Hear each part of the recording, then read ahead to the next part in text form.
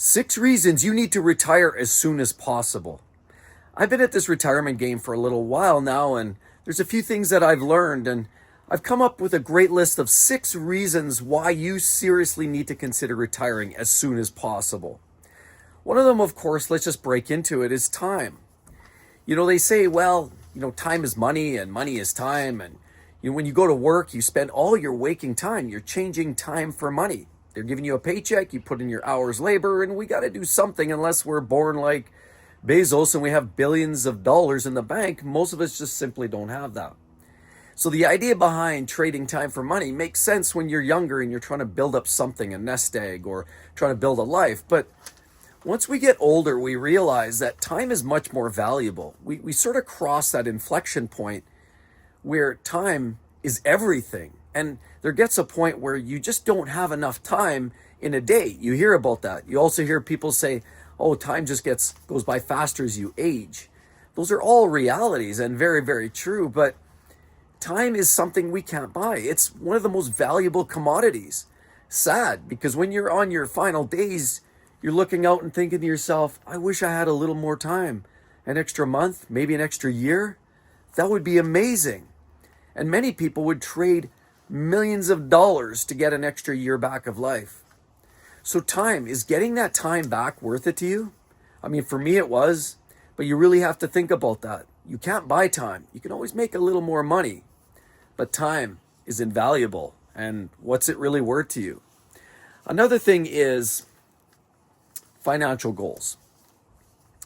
Sometimes we have these goals in mind. You have these perceptions of, well, if I stick around for another 5 years, this defined benefit pension will pay me this. If I put in another 10 years of contributions, if I work for another 10 years, I'll have so much in my 401k. If I work for 10 more years, I can build up my RRSPs, I can maximize my TFSAs. And all of these financial goals we run through our minds. Unfortunately in the US, you also have to think about things like healthcare. You can't collect until a little bit later on in life. But a lot of people let things hang up. A lot of people sort of put these targets, I guess if you say these goals, these financial objectives, they set them in place, and you need a plan. You've got to have a goal, and you've got to put money away. You've got to invest and save. And I know a lot of people generally do that. And I think for the most part, a lot of people think about, what's the best way to retire early, or at least retire on time. And most would say that's some form of investment policy or protocol. A lot of it might be a mixed bag of investments. It might be using the equity of your home, cashing out at some point. But at what point have you said, this is actually good enough. I've actually made my goals. Okay, my ultimate goal was to work to 67. That gives me X, Y, and Z for dollars. But remember, this goes back to the whole time conversation. What if all of a sudden you're feeling a little more tired? You look in the mirror and you realize, boy, have I aged. You look at your kids, they're moving on and they're sort of forming their own lives. And now you're starting to think, maybe I have enough. Our kids got married, the colleges are paid for. What are we doing? Why are we still working? Maybe you haven't met your total financial goals. Maybe you get to 75, 80%. Is that good enough? You can know that if you sit down with your financial advisor. If you can convert 6 or 7, maybe 8%, and do that consistently for 10 years, you can double your portfolio value.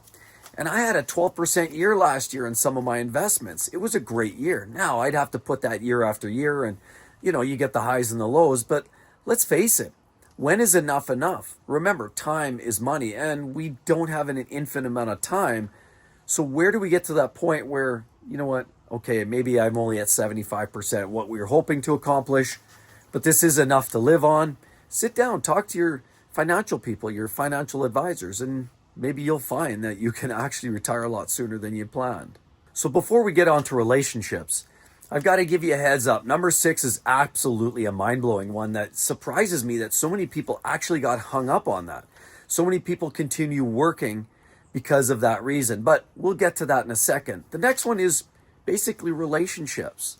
You have relationships, you can build on that. See, once you retire, you have this opportunity to spend a little bit more time. And I've shared these conversations about my own. I spend time now in this last year and a half, almost 2 years.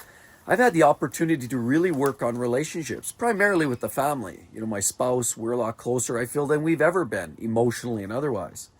My kids, I'll go and grab a coffee with one of my daughters, and we'll go out just ad hoc and grab a beverage or a chit chat or go for a short drive. And it's a wonderful experience. And having that time allows you to work on those relationships. And see, when you're working, you're usually spending 8 to 10 hours at work.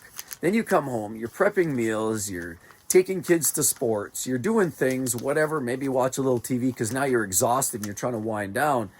But sometimes you just need that time when you're working. So you often don't feel like spending a lot of time because emotionals, feelings, expressing yourself, having those heart-to-heart conversations, those take energy. And when you've just been kind of banged up and beat up at work, not literally, but you know what I mean, you just had a tough day at work, and the last thing you want to do is come sit down, have a long heart-to-heart where you really got to dig in deep. And while some are able to do that, a lot of people simply aren't. And so sadly, a lot of relationships tend to slide by the wayside. It's just one of those things that quite often I don't want to say neglect, but not intentionally, but quite often we just don't seem to have the time to really focus on those relationships. And it's not really a shock when we say, coworkers are not your friends. And then, why do I have no friends is a great conversation, because as you get into your workplace and you're working, you're grinding, and you're trying to work up the corporate ladder, you quite often find yourself just neglecting not just your home life, your family, but even friends. Friends start to disappear. Everybody's got their own priorities. And so now this is an opportunity to maybe call up that old friend from, way back in college, and, a friend of yours from high school, or maybe those people that you just, they're kind of close friends, but you just haven't talked to them for about 8 months. Maybe it's time to give them a ring and go grab a coffee and have a good chit chat. And, again, it gives you more time to do that. It gives you more time to build relationships with friends, family, and it. That is the key. And you just don't have that when you're working. And it's so important because we thrive on those relationships. I know for me, I love having my alone time, and we all love having some of that time to reflect and spend alone and think about who we are and figure out who we are. And we all need those moments. But it is also nice to have those chats, and it's also nice to spend some time with those that we enjoy being around. And those are those moments. So having that time to build up those relationships and rebuild that foundation is great. And you know what? Quite often you just need that time, and that time comes in the way of early retirement or retirement in some way. Another reason you really should be thinking about retiring sooner than later is, our health and stress, it just takes a toll. You think about this. When you go through and you work in your career, and I've shared a lot of these conversations, particularly when you're under high pressure environments, stressful, high performing situations, high expectations set by your boss or by the organization, senior roles, roles that just expect you to keep performing at a higher level every single year, performance conversations. Those are all things driven for maximum efficiency and yield for these organizations, the corporate world. But they're not there for your health. And so over the years, you'll find yourself wearing down, feeling older, tired, worn out, stressed out, chronic anxiety. A lot of these conditions, heart attacks, chronic problems like that, stroke, blood pressure issues. And a lot of those problems actually come and stem in some way to chronic stress. I've seen studies done as well that people that retire early quite often live a lot longer. And I know there's studies that will tell you anything you want to hear. There's a study that will say if you live longer or you work longer, you'll live longer because you're more active. And it's those people that quit early quite often pass early. And you could give stories and examples of all of those. But one thing's for sure, retiring sooner than later means you'll have that time to actually figure that out. And a lot of people don't necessarily spend their time in the best way, for sure. But honestly, when you have that retirement in place and you're now finally walking down that sidewalk into retirement, you now have that opportunity to spend your time in any way you like. And, as you sail into retirement, I always strongly advise people to think about, what is it that who are you really? And not that job role, not that doctor or teacher, but who are you as a person? And what do you expect from yourself? What are those hobbies that you gave up years ago? What are those passions that you gave up years ago? What are those things that you enjoy doing? And realistically, a lot of the stress comes from just this chronic performance, and your overall health generally takes a back seat. So if you retire early, and the intention is to either retire early or certainly at least on time, the idea is to drop those stress levels. And you know what? Get rid of that stress. Nobody needs it, because as we age, it doesn't help our bodies at all. We know stress takes a bigger impact as we age. We can't come back from the same old back in the day. Remember when you were young and maybe you fell off a bike and you broke your arm? I've broken my wrist before, I've broken bones before, but you always seem to heal quickly. And I remember years ago, I broke my wrist in like 4 spots. It had to be pinned because I wiped out and I smashed it on the ice and I hit it on the bumper of a car as I went down.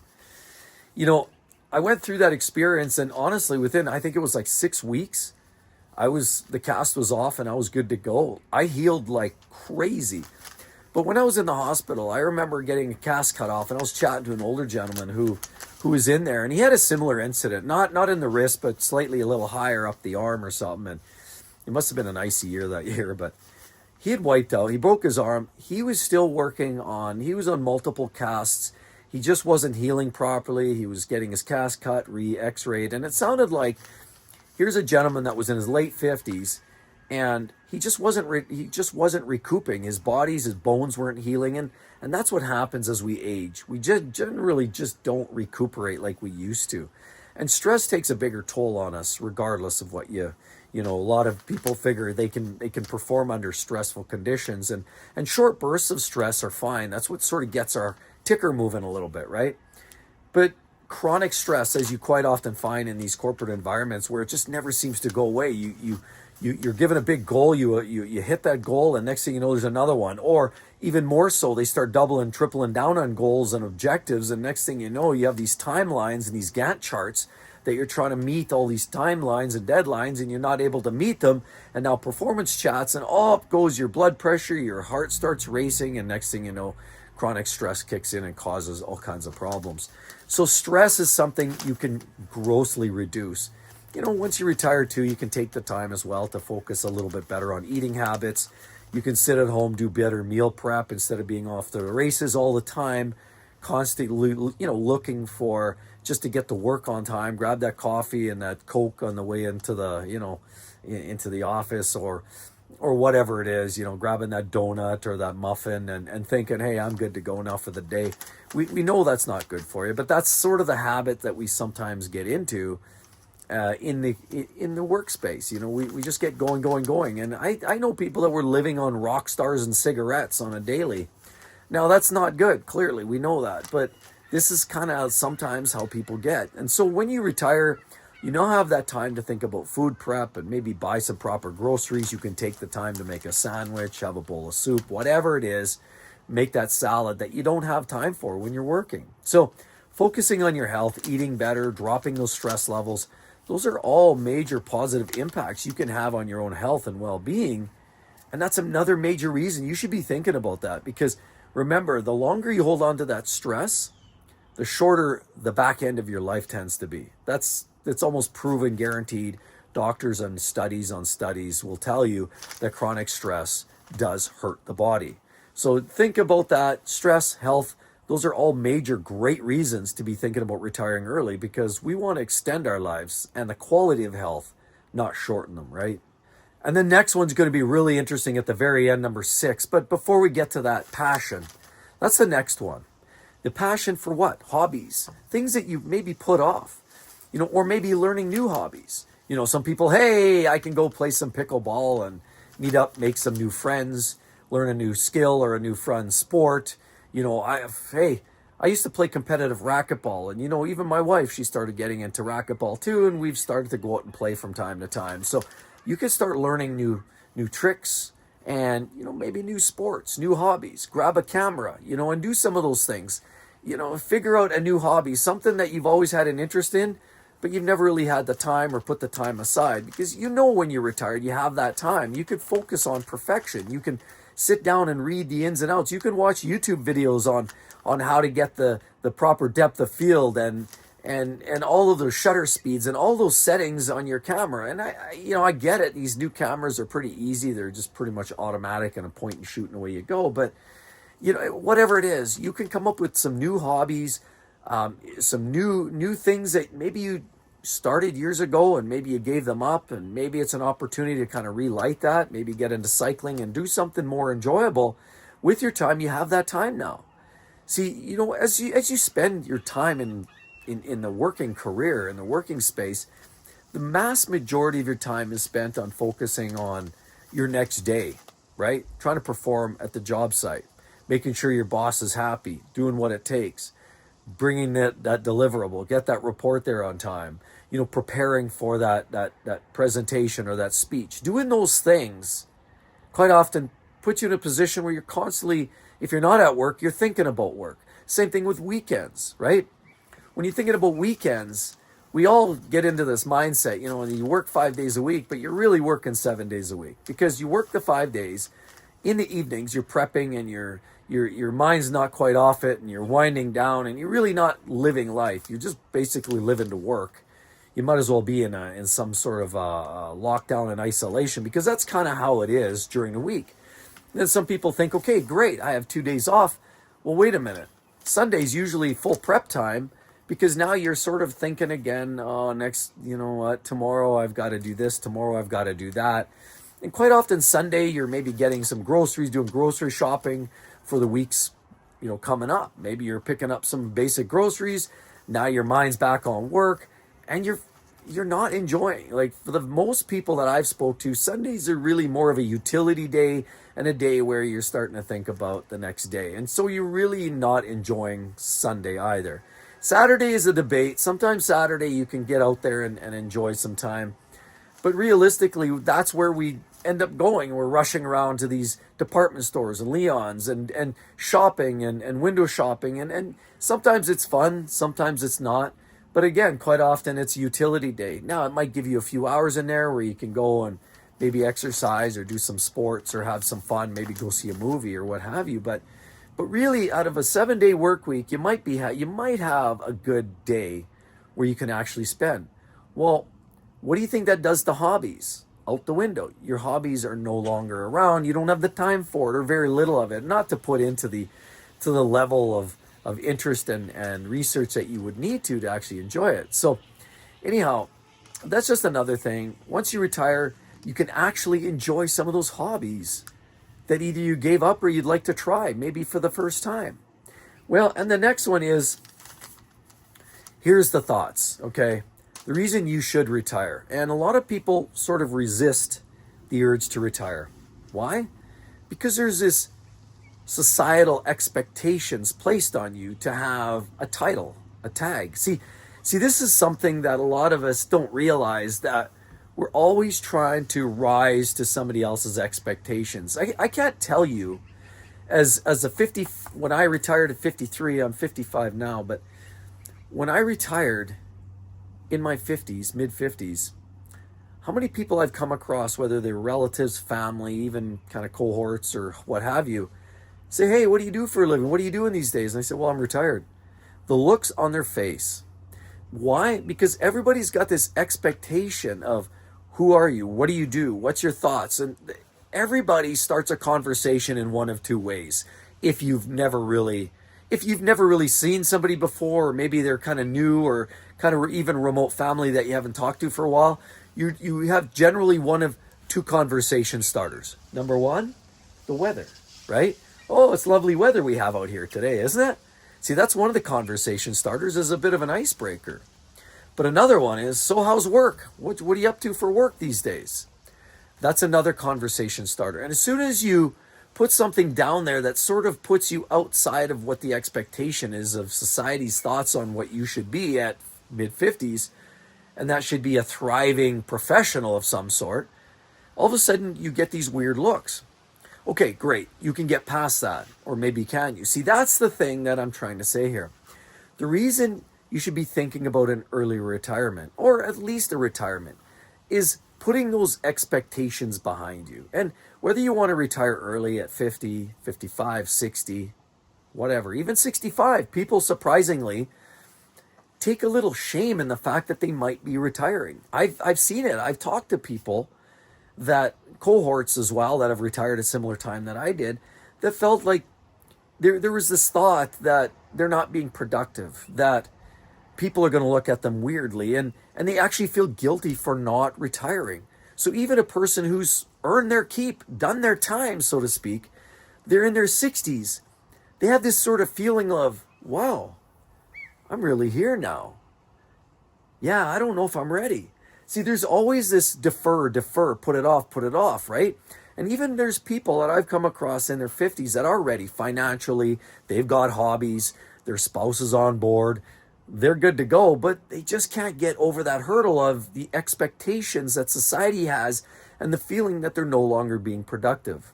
See, the big thing you need to get behind you and is the idea of you are who you are and you're enjoying your life to the fullest. See, as soon as you realize you put that behind you, that all becomes such a win. So the whole concept and idea about retiring early is hopefully you've already had those internalizations, those conversations with yourself, your spouse, your family, and I don't want to even say justify, because to be honest, the only justification we need is to know that nobody's here forever, and you know what, I'm going to take the time that I need. And so you need to put that sort of in that front of your memory bank and front of your cortex, what have you. I'm not a doctor. To say, look, you know what? No, life is important. I don't care if I was a police officer. I don't care if I was an engineer. That doesn't matter to me. And I'm now going to ensure I put that behind me, and I'm not going to let that bother me. And I'm also not going to let other people influence my ability to retire and enjoy my life in the best way possible. Anyway, I'd like to hear your thoughts down below, everybody. Have you had any of these expectations, any of these thoughts of other people drop them on you like that and actually held you back from making critical life decisions? I'd like to hear your thoughts. But again, as always, lovely, lovely day. I'm going to go for a walk, maybe grab a coffee. Hope to see you all real soon, and have a wonderful weekend, everybody. See you then. Bye-bye.